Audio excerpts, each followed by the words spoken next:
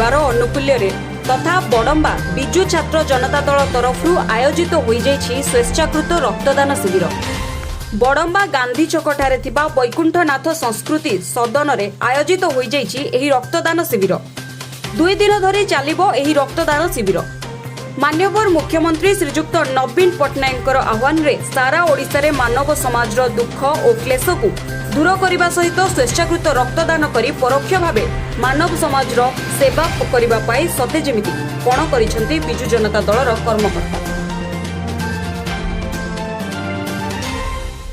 पूर्वतन मंत्री तथा बड़म्बा विधायक देवी प्रसाद मिश्रंकर प्रत्यक्ष तत्वावधान में करा जायछि एही रक्तदान शिविर।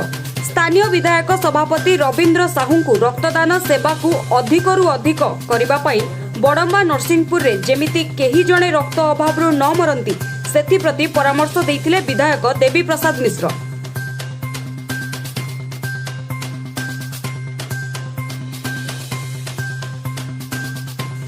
मोट 100 रु ऊर्ध्व यूनिट रक्त संग्रह हेबा पई लक्ष्य रखा जायछि एही शिविर रे। एही रक्तदान शिविर हेबारु बड़म्बा अंचल रे सबु महलरु प्रशंसा करिसेंति बड़म्बा अंचलवासी।